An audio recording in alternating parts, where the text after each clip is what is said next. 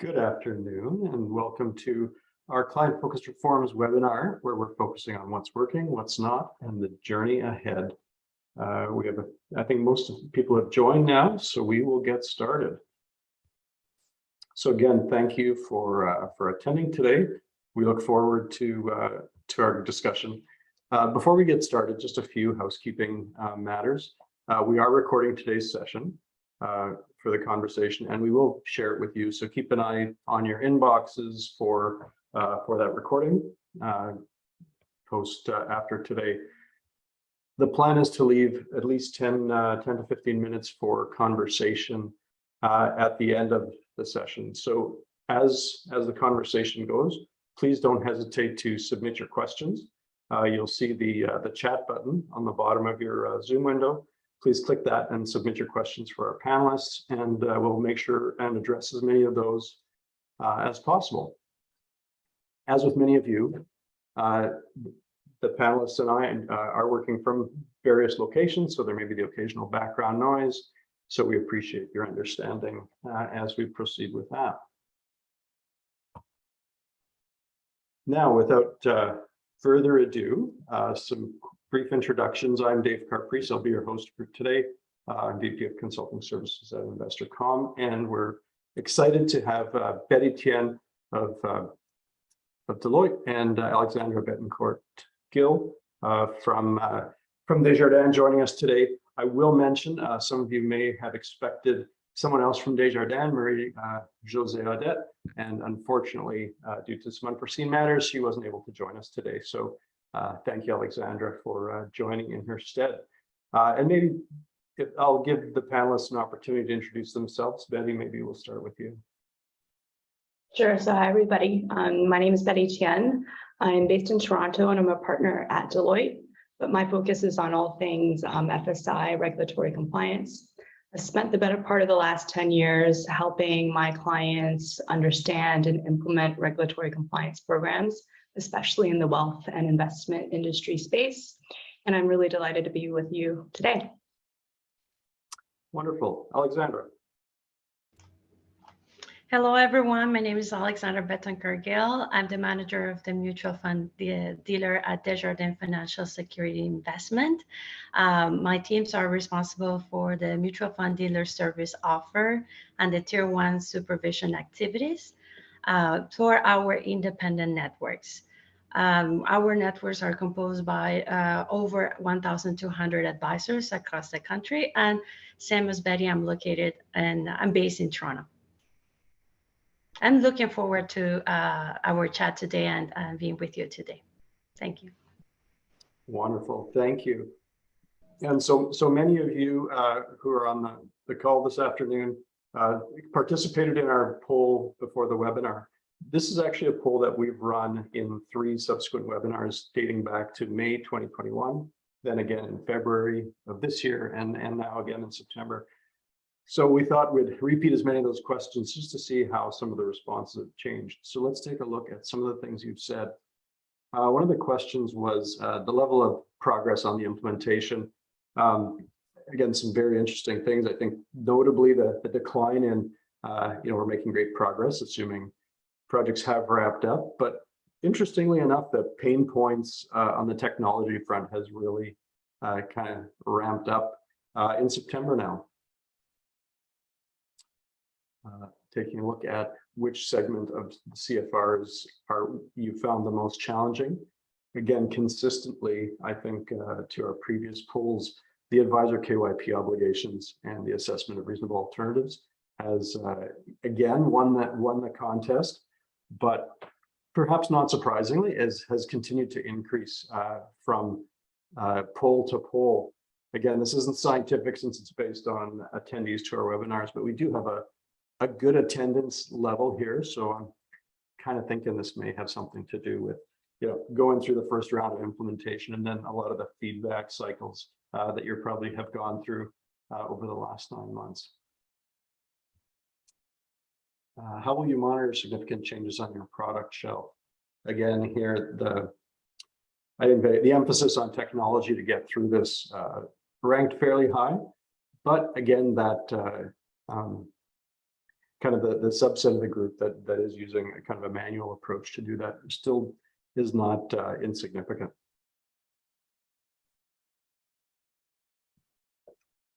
The importance of assessing the competitive nature of your product shelf. Here's something where, you know, on the high end of the scale, the 4s and the 5s remain fairly high, close to 80% in total. And the 5 are the most, you know, as extremely important ranked, you know, that rank has increased again. And again, perhaps not surprising based on some of the recent regulatory activities and assessments that are about to happen.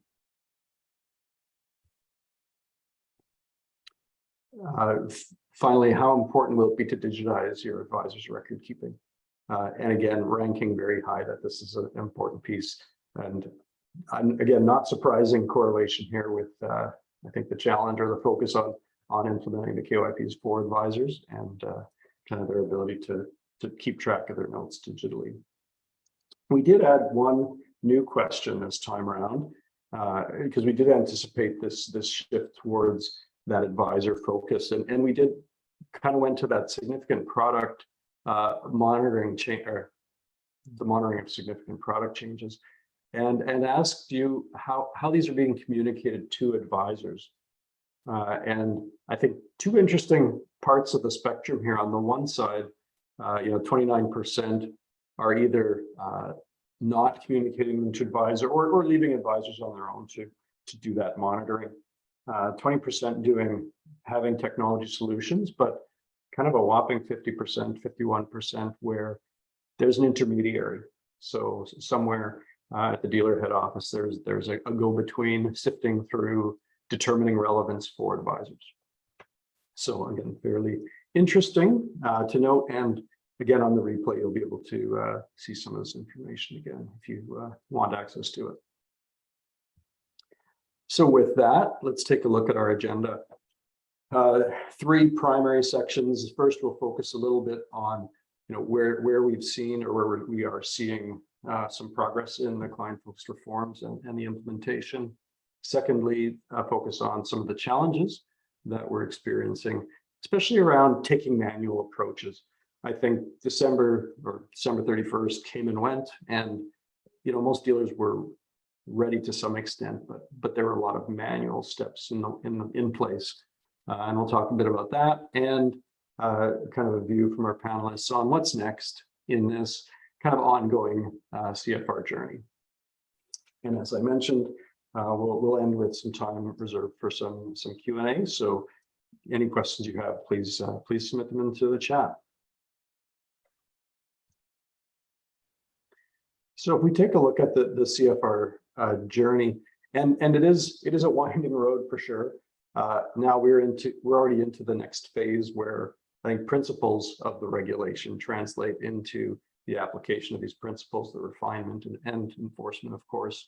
It's really the cycle of maturity. And with the deadline well behind us, Betty, you know, I'll turn to you with the first question here. Can you comment on areas where you're seeing the impacts of the changes that became effective in January? Sure, Dave. Well, I mean, like overall, I'd say, and I've experienced it, heard from my clients that undoubtedly the time it's taken for advisors to get up to speed, to continue to demonstrate compliance vis-a-vis documentation and note-taking, it's a lot of effort and continues to be so on this journey that you've talked about. But if I focus on KYP specifically, I'd say that there's 2 big impacts that I've observed across what I'll call process and then governance and controls. Firstly, with process, I've seen new and enhanced processes come into play, especially in the area of initial due diligence and ongoing monitoring of your product shelf, and including, especially for firms that have proprietary shelves, having a process in place to demonstrate or do periodic due diligence of comparable third-party products, in a sense, just to make sure that your products are actually competitive. The other piece I'd mention is on governance and controls. So I've seen a lot of enhancement in the area of governance, especially when you think about product governance, And in some cases, standing up a standalone committee just to demonstrate the oversight and the rigor in place with respect to the new KYP obligations.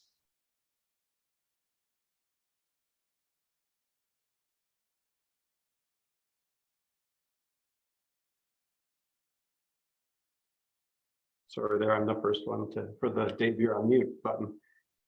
Betty, would you say those committees are a relatively new thing? I'd say that in half and half. You've definitely seen committees used as a governance construct before. But now with the implementation of these new KYP standards, much more rigor. And by rigor, I mean more formalized mandates.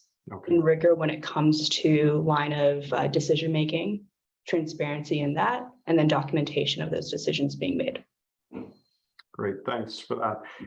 Alexandra, I'll pass the mic to you as one who's been or currently is on the front lines of ushering in these changes. Can you touch on any signs of the changing kind of client advisor dynamic that you're seeing? Thank you, Dave. Well, I think I should just start with remarking that the biggest impact on CFR, we didn't observe much on the client advisor dynamic, rather than the administration and increase on emphasis of documentation. So advisors have been push towards reflecting in the number of products that they're offering to their clients to ensure that they're doing what's best for the clients at all times. So this is bringing more changes to their perspective of their business. And because of that, in our area, we have observed 3 trends of personas of advisors. So the type of advisors going through CFR that we have observed is one, the advisor that prior to the reforms was offering mainly the same products to all their clients. So after the implementation, they had to start opening their service, like the product offering to the clients, and the products that the tools that we're putting in place will help them to go towards that path. The second type of persona that we have observed is the advisors where the other spectrum that we're offering too many funds to their clients. And with the reforms, they're finding themselves that they had to spend a lot of time to document properly what is required with the reforms. So this brings them to the reflection that perhaps offering less products is in the best interest of their clients and being more efficient with the requirements of the KYP aspect. And the third type of persona that we have observed on from our perspective have been advisors are now looking more at working with portfolios. Seems to be much easier from KYP perspective to do what's best for clients, and also documenting the comparison and the strategy through their analysis for the discussions. So we're seeing more and more of our advisors going to that path, I would say. That's really interesting, Alexandra. I think often when regulations come in, there's this, I mean, it's often a fear that a regulation will push the entire industry or shape advisor behavior all down a particular path, you know, whether it's a shrinking shelf conversation or a lowest cost conversation. But I think that you're observing really these 3 different trends within your advisor community is really quite interesting.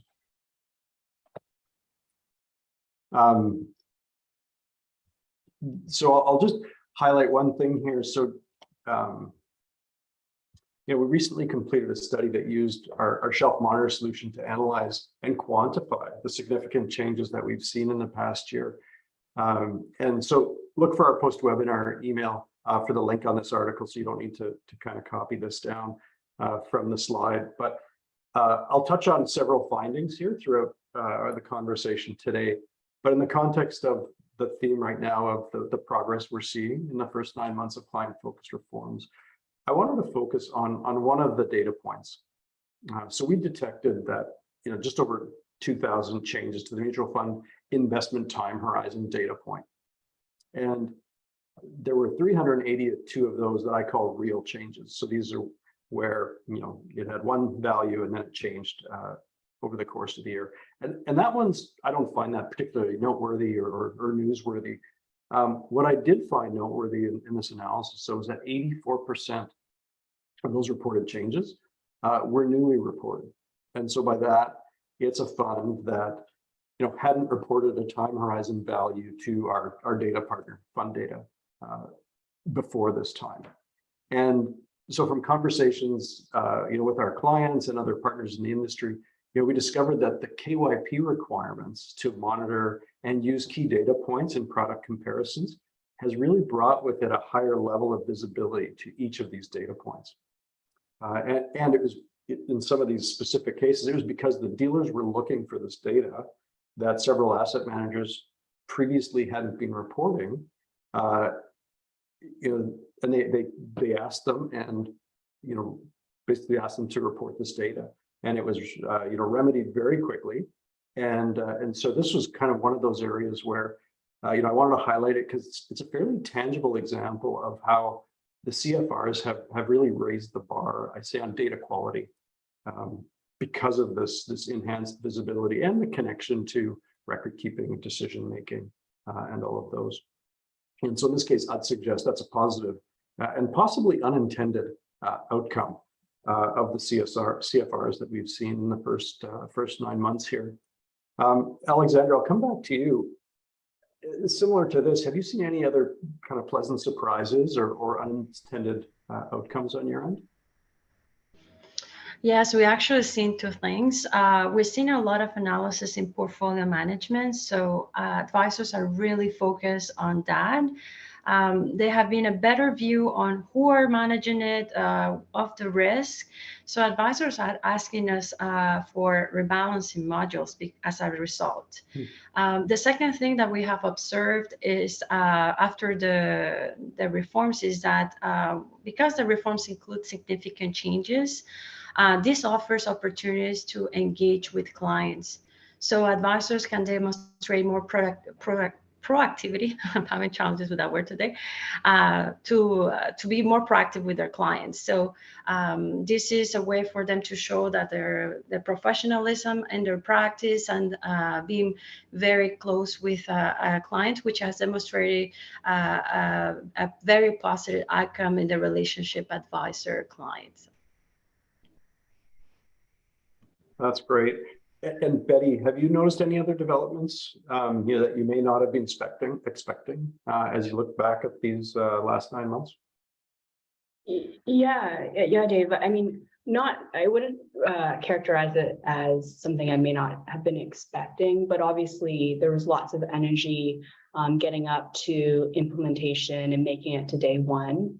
I'd say now in my discussions with clients, the focus has turned to post-implementation, making it to day 2 and beyond, but doing it in a way that's sustainable and makes sense for your clients and your advisors and your business. And that includes thinking through the downstream impact in terms of supervision and how you demonstrate compliance overall. I'd say that for firms that fared better off in this kind of scenario that I mentioned, provided a lot of support to their advisors from day 1, day 2, and beyond. And a lot of that was the focus on training and viewing CFR as a change management exercise as much as it is a regulatory change exercise. So ongoing communication and support for their advisors and viewing it as ongoing, as opposed to just a one-time kind of thing to do. Yeah, that advisor training piece is really quite interesting. Do you sense that? I know we're just 9 months in, but do you feel like that ongoing nature of training kind of has some longevity to it? Oh, absolutely, and I think it's certainly there is longevity to the training, and the key there will be to, as opposed to making the training academic in nature, being able to tie it into real life scenarios and bring in real lessons learned into your training, so that there's a continuous improvement aspect to it. That's great, thank you. Shifting to kind of the manual approach or some of the challenges that we're seeing there. As we saw in our poll, there are still a number of firms that have manual aspects or taking a manual approach to meeting the requirements of KYP. And for some, that approach means a manual approach to monitoring for significant change. For some, that's meant increasing an advisor's note-taking requirements to demonstrate that they've considered the client's interests. And for some, that's meant an ad hoc product comparison process, whereby advisors use really a mismatch of resources and information sources to help them put something together. As a technology company, InvestorCOM obviously has a bias towards focusing on challenges that are difficult or really inefficient to overcome through manual effort. And our analysis during the early stages of the client-focused reforms really convinced us that meeting KYP requirements would be a great application of technology. So Alexandra, I'll kind of point the mic towards you. Can you talk a bit about some of the challenges and pitfalls that await firms that don't bring technology into the solution? Well, managing significant changes with not technology is quite challenging for both advisors and the dealers. I sense that the biggest curve that has been for advisors has been one, properly documenting KYP. I would say two, ensuring suitability after a significant change in a fund, whereas in the past it was more triggered with a trade or a KYC update. Mm-hmm. Third, it will be adapt the new requirement of documenting the reasonable range of alternative products and being considered. So the product comparison seems to be a pain point for advisors that have to do it manually. Many perceive that the paperwork is getting much heavier and they have less time to spend more time with what is important to them, which is spend time with their clients. So those are the three that I will remark. Yeah, I think that the trigger events of having a change versus a trade, that seems to be really a totally different mindset for doing that suitability checking. Betty, what are some observations you can share with the attendees today about aspects of taking a manual approach? I can imagine that manual approach to supervision and governance is both inefficient and probably risky. Yeah, for sure. I mean, while I put my regulator or audit hat on and come from that perspective and say that documentation, or what we like to call an audit trail, is absolutely critical. So if you can't prove or show and evidence the rationale to support what you've done, the question really becomes, did you really do it? And can you support the decision that you made at that time?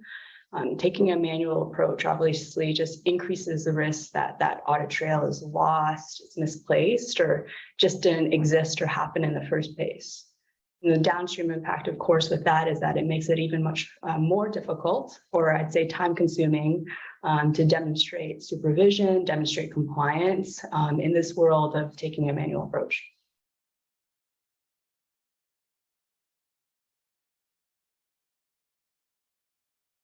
Thanks, Betty.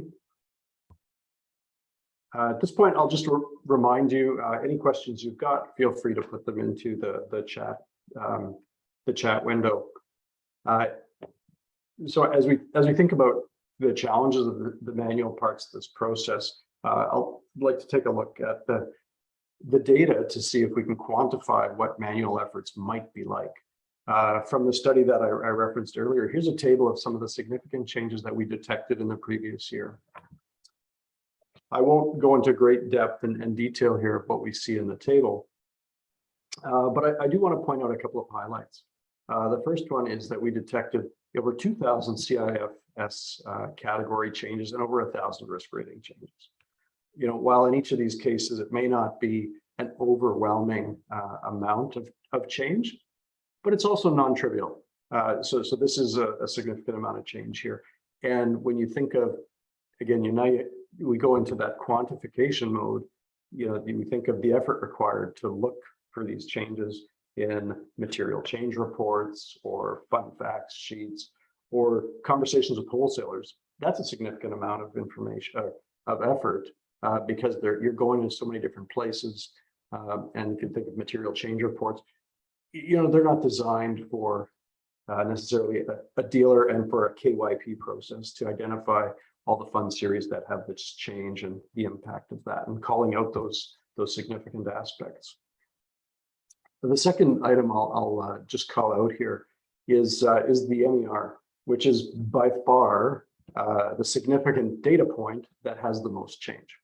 You can see that here of almost 40,000 changes. And so here the challenge becomes really at isolating the right subset of these changes that your firm may care about. For instance, of those almost 40,000 detected MER changes, 11% were changes of more than 10 basis points. So again, that narrows it down, but you have to do that analysis to find that. And that effort of finding that 11%, that if you're defining a 10 basis point change as a significant cost change, finding those and then taking action, that's the part that really becomes impossible without the application of technology. Alexandra, how could a firm keep up with this amount of change manually? You've kind of been living this for a little while. How do you do it? Well, I must say that it's not sustainable in the long run. First of all, changes occur really high pace right now. So I think we can keep having a really diversified offer. To keep having a really diversified offer and make it manageable for us, an advisor is not possible just to keep it manual in the long run. So we use a few different resources in order to manually monitor significant changes and the products on our shelf, and then inform advisors weekly. But as you can imagine, it's so time consuming that it was just a short-term solution that in our perspective, we put in place. So on the advisor side, it seems that the changes of all the products on our shelf, even the ones that might not be relevant for them, they're receiving all these updates. So they find a big struggle correlating those significant changes with the actual clients who hold the impacted funds. So it is not a very easy thing to manage in our system. So it could be challenging for advisors. So advisors are have been asking for a technological solution, and they need automated tools. So more importantly, we need to provide them a simple and efficient tool where all the required components are compliant. So balancing the balance of having an efficient but not complicated tool is really important for us. So the larger the crowd, the easier it's more suitable to the advisors that can use it. Thanks. And Betty, in a recent Investment Executive article, there seems to be still a range of interpretation of what significant is and what that definition is, and how firms are tackling it continues to be explored. Do you have any concerns that this is still an ongoing conversation 9 months in? Dave, I'd say, of course, anytime that there's uncertainty, it's a cause for concern, arguably because there's just a higher chance that you're going to be offside and not really aligned to regulatory expectations. But with that being said, I'd say that this range actually allows for flexibility and professional judgment that is specific to the circumstances of your firm, your advisors, and the clients that you serve. And we've heard time and time again that there's not a one-size-fits-all approach when defining what significant really is. So with all that being said, my steer would be we need to go back to the intended outcomes of the client-focused reforms on a first principles basis. So in this case, ensuring that the products that you offer are really in the best interests of your clients. And what are the changes that you should know, that you need to know to continue to make this determination for your clients? That's great, thanks. So I want to shift a little bit to what's on the horizon. So as we move forward, as with all regulations, there's kind of this post-implementation life where through review, refinement, innovation, and enforcement, they all kick in to really mature the rule. Now that we're 9 months after the initial shock of starting this new regime, we've likely had the opportunity for several feedback cycles. Certainly, some of our clients have formally engaged that way. The OSC, has done some reviewing of exclusive or proprietary shelves. There's been some sweeps that have been conducted. Betty, maybe I'll turn it back to you. What insights can you share about the activity in the last 9 months and where that might be leading? So, Dave, no surprise here, but I'm going to take a risk and control angle to this. Absolutely. And as I reflect back, hone it down into kind of 3 activities that stand out to me. The first one being on what I'll call proactive monitoring. So I'm seeing firms kind of, as opposed to taking a wait and see approach, take it upon themselves to start performing what I'll call self-assessments, doing targeted monitoring and testing, just in the spirit of continuous improvement and to self-identify potential issues in advance. The second thing I've seen is a focus on lessons learned, dedicating the time to look at it, analyzing the root causes, and then communicating the findings for those who need to know. So as we talked about significant changes before, in this case, the question is, did you actually define significant changes correctly or appropriately? Were there misses that should have been accounted for? And as a result, do you need to make any changes to your process, your definitions moving forward? The final thing, and I'll tie it back to the comment I made earlier when it comes to advisor support, I'm seeing more and more targeted training approaches happening. So very much tied to lessons learned, aside from generalized training, making sure that those who perhaps need a bit more reminders in terms of what to do, how to do it, providing that type of targeted training to the audience that needs to know. And do you feel like firms have enough data now to kind of do that self-assessment and testing? I think certainly firms feel like right now, especially now we're post-implementation, have more data to do so. I'd say in some cases, they're also turning to external sources of data in instances where they feel like they don't have access to the data themselves. That's great. Thanks for those insights. Alexandra, can you share a bit about some of the priorities and next steps that are on Desjardins' radar with respect to KYP and the CFRs? I'm going to say that I'm going to go in the same direction as Betty mentioned earlier, because for us, the 2 priorities are as well training and monitoring. From training perspective, although we're 9 months in down the road for CFRs, we do realize that we need to repeat more training.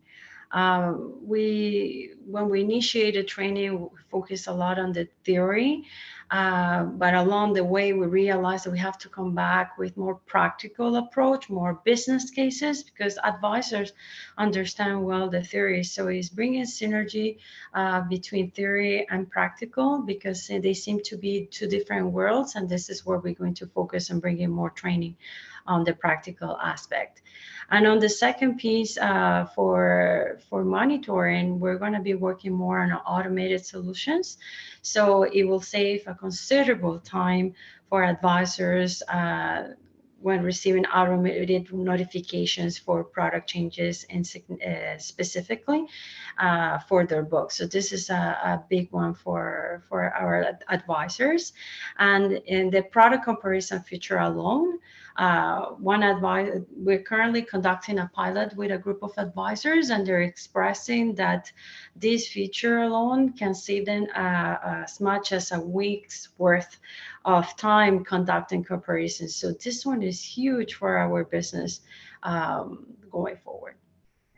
Wow, that is significant. And I always think it's those at the end points, that's where, a small piece of friction or effort starts multiplying, right? So that one task times the number of advisors suddenly grows. So thanks. That's a great insight that you shared there. And certainly from our perspective, when we think of what's on the horizon, echoed Alexandra with your insights there, and also with some of the poll responses, is that it's kind of that focus on that endpoint, an advisor, and how do we refine and keep those processes streamlined and keep enhancing that. If we look at some of the data that we've done, and this kind of builds off of that study we did, where when we looked at that Canadian landscape, there are almost 64,000 product codes that we're monitoring, and in that 12-month span of our study, we saw again over 45,000 significant changes. That's again a fairly significant number. Let's say you take that down to the dealer level, and the dealer, and this is just kind of rough math, has a shelf a quarter of the size of the universe, and let's say that translates to a quarter of the changes. So now we're at the dealer having to deal with these kind of 11,000 changes a year. But this is just not sustainable at the advisor level. It's not relevant. It's overkill. It's far too much noise and friction to really expect anybody to take notice. And so that's where we started looking at how can that start distilling down to the advisor level. And so we did an analysis and a simulation where we took an advisor's book of business and overlaid that against the significant changes. And then suddenly we started getting that insight that said, okay, now in that same 12-month period, any one particular advisor, may have, approximately 260 changes that they're, needing to consider over the course of a 12-month period. So that's, on the order of a couple of changes a week, maybe on average, 4 to 5. And now this becomes into that realm of we're getting relevant information. It's easier to assess if action needs to be taken. It's easier to assess what the impact or what the action is done. If we start with the numbers at the top of this slide, it just becomes unbearable and impossible to deal with. And so with that analysis, I mean, I'm pleased, and I'll do a really short kind of announcement here. Happy that this morning we announced Shelf Monitor for Advisors, which is really built on those principles to take our Shelf Monitor product, which watches for all those changes and really brings it down to that advisor level. So it means we're able to provide position-specific monitoring for advisors. Advisors can choose together with the dealer, which data points to monitor and watch. There's a weekly alert mechanism, as well as a kind of a web interface. Again, there's announcements on our website. I don't want to focus this on that pitch, but again, I think it's exciting for us to announce that today, and really fits with the direction we see things headed. And maybe just in closing here, looking forward, and Betty, I'll start with you. Are there any other things that you see on the horizon that you'd want to mention before we kind of take a look at at some of the questions that our attendees have today? Yeah, sure, Dave. I mean, I'm sure this what I'll say isn't a surprise to the group, but we know that the jury is still out when it comes to regulatory enforcement in this space. We know just last week the CSA announced that they're going to start looking into proprietary fund distribution practices, and are still awaiting we are still awaiting the news in terms of the outcome of the OSC review that was announced earlier this year. Obviously, it's a bit of a wait and see kind of scenario right now to see what they find, how their expectations may shift and how it will be enforced. But certainly, I'm sure everybody's keen to see the outcome. Yeah, I bet. I saw that announcement last week and I'm sure that's getting a lot of attention and raising a lot of eyebrows. Alexandra, anything you'd like to add in terms of where you see things? Yeah, so if I could add is that we're now waiting also to see how the regulators are going to monitor the reforms going forward. Where do they stand? how the audits that they're going to be conducting will go, and what they're going to be finding in those audits, and what is their expectation after doing a round of audits to be improved. So we're in that wait and see to see how this evolves. That's great. Thank you. It looks like, I'm not sure if we have some questions coming in, or if we've had a challenge with that. Some folks on our end are looking at making sure the chat lines are open. And if they are, please send your questions in there. So as we take a look at those questions, just a couple of things here just around the services we offer. I'm looking forward to supporting your KYP obligations. Today, I showed you some findings from a study and a simulation that we've done both on a dealer shelf, but also at the advisor position level. We do offer a KYP assessment that really helps doing that retrospective review and view of kind of your shelf, and also what an advisor-focused communication or monitoring program could look like. As always, request a demo, and we'd be happy to show you our solutions. And our client director, Richard Pitcher, feel free to reach out to Richard, and he'd be happy to have a conversation about with you about those needs. As we get started into the Q&A here, we've got a couple of questions that came in through the poll, so thank you for that. The first one, it says, what is reasonable? And I'm assuming that that is really around the reasonable alternatives that are considered. And Betty and Alexandra, I'll ask if both of you can respond to kind of your interpretation of that. How you've defined or seen definitions of that term reasonable.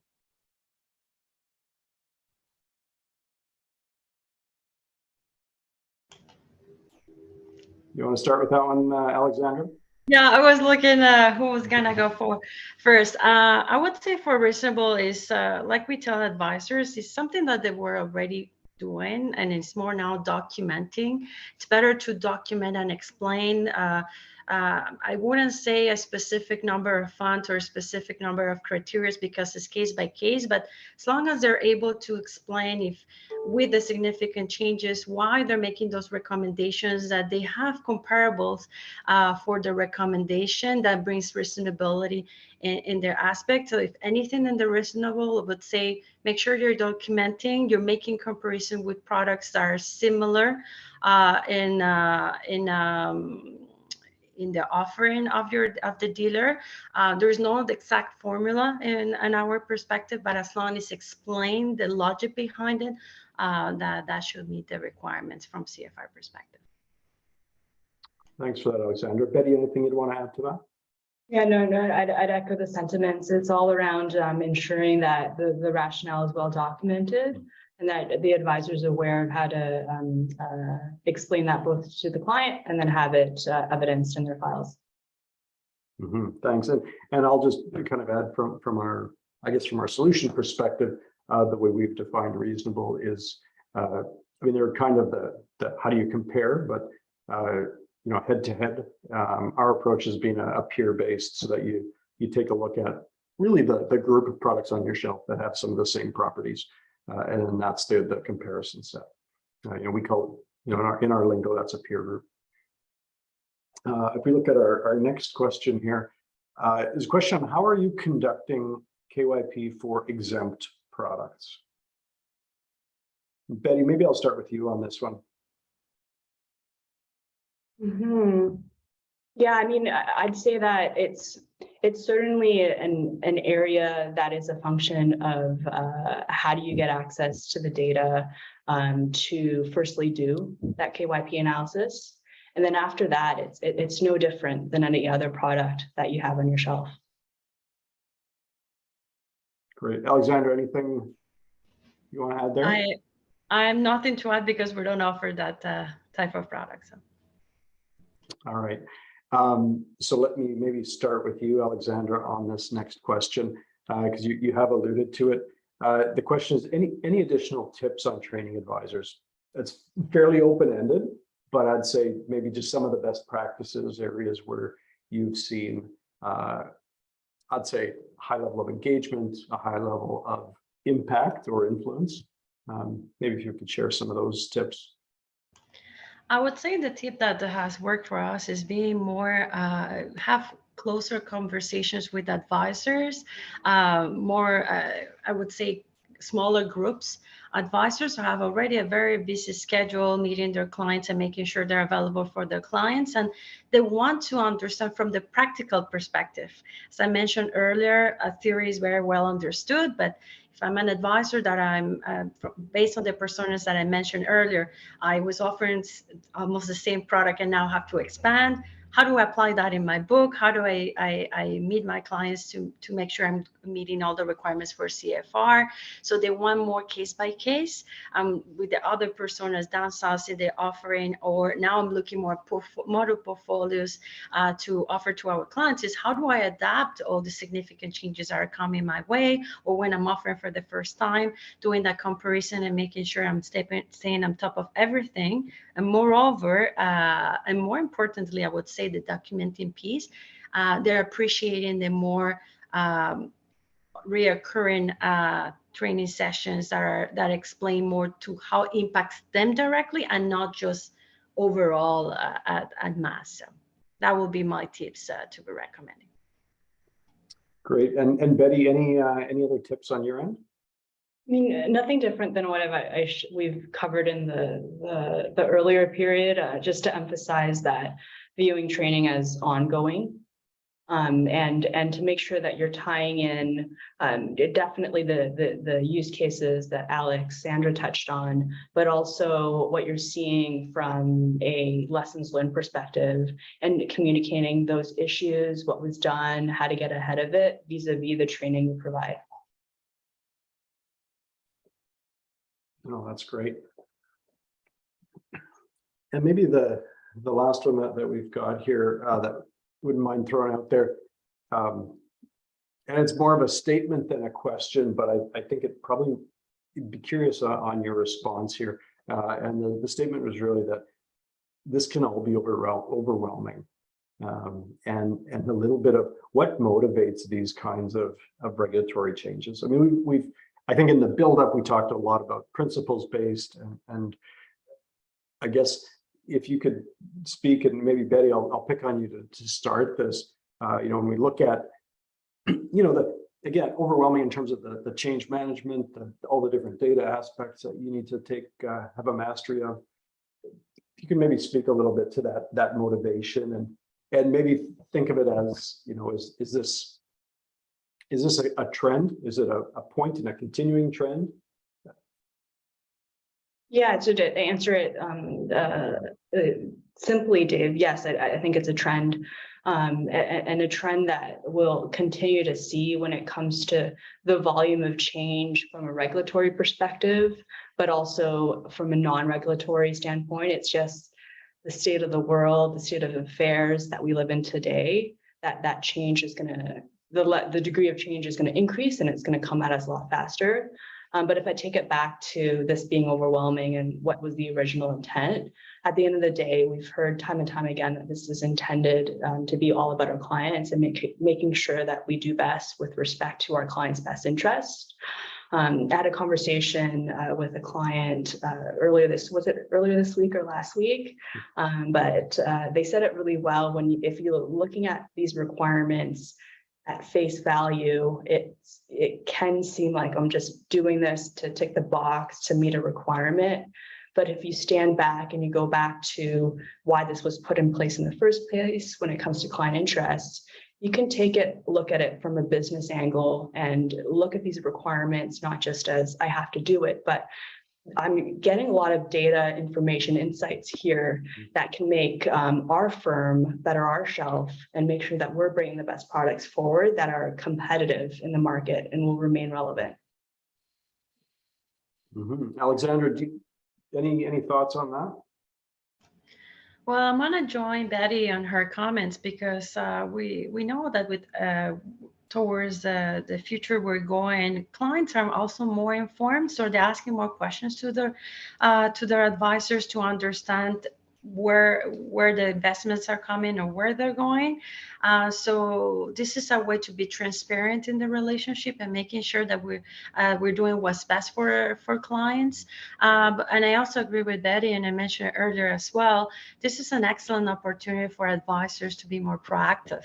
So instead of thinking that this is another checkpoint or more documentation requirement, it's another opportunity they have to speak to their clients and demonstrate that they understand the products that they're offering, and they're making sure that what they're recommended is in their best interest. So I think this is going to be a continued vision, making sure that the industry is doing what's best for their clients.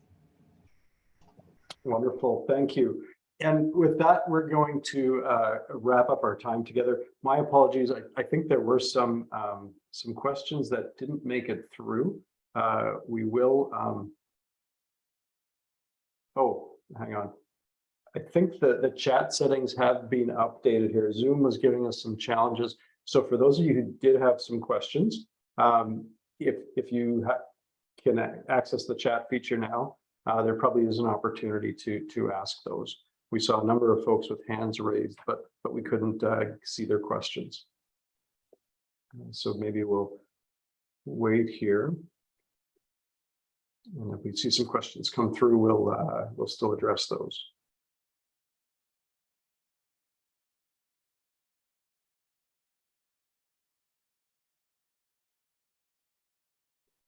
And as we're waiting, I'll just remind you, look in your inboxes for kind of our post-event email. A few of the highlights, and there will be the opportunity for kind of a replay for anybody who you may want to forward this conversation to. Also, as I mentioned, there'll be some opportunities on how to reach us for a KYP assessment and maybe a product demonstration and other information like that. And certainly, if there are questions that you had and did not have the opportunity to answer or get answered, feel free to reach out to myself or Richard Pitcher, and we'll make sure you get a chance to be heard and have that question. So with that, I think we'll conclude here. Thanks again, Alexandra and Betty. I think you had great input. Love the keep the dialogue going. I like to think of these events as really important to keep the conversation as we mature and refine how we embrace the KYP requirements of the CFRs. So thank you, and thank you all. Have a great day.